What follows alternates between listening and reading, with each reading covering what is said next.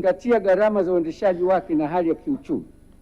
Kwa mfano, kwa miaka mitatu mfululizo gharama za matunzo na ununuzi wa mafuta na matengenezo ya magari zilikuwa kama ifuatavyo: 2008 mpaka 2009 shilingi bilioni 685, mwaka 2009 mpaka 2010 shilingi bilioni 530, na mwaka 2010 na 2011 shilingi bilioni 537.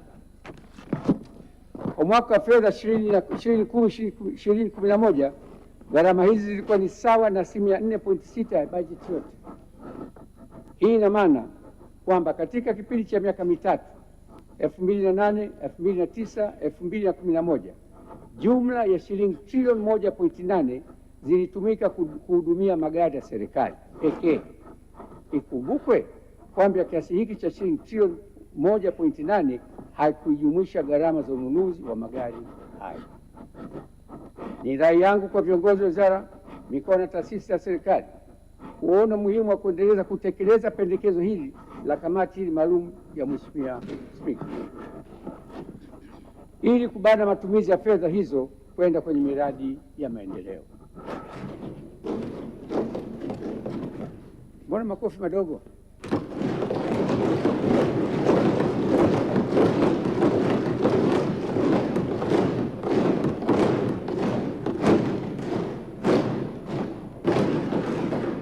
Hapa mpigi. Nyinyi mnapenda magari ya anasa nyinyi. Nampongeza Mheshimiwa Rais Daktari Samia Suluhu Hassan kuanza kutoa mfano wa kupunguza misafara ya shughuli zake za kiserikali.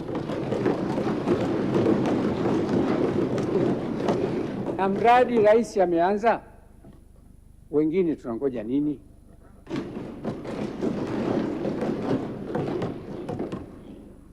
Hii ni miaka 10 iliyopita. Hizi gharama za sasa hivi zitakwenda mara mbili.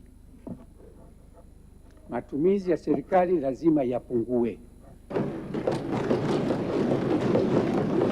Kwa maelekezo kamati ya bajeti kufuatilia gharama mpya za matumizi ya serikali na kuhakikisha hizi gharama zinapunguzwa na zinaondolewa kabisa.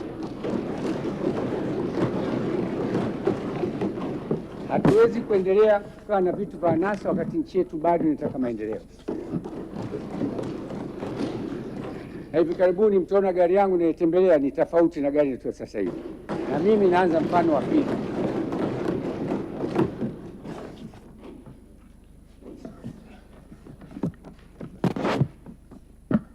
Mheshimiwa Bunge lisiwakere, huu ndio kweli. Rais katoa mfano, sisi tuingie. Mheshimiwa Waziri Mkuu kwa hapa. Bajeti yake ya kwanza kwa waziri wa fedha ulitoa maelekezo haya. Lakini baadaye mkaanza kusigana huko mkarudia utaratibu. Tuache kabisa magari ya anasa katika taifa letu.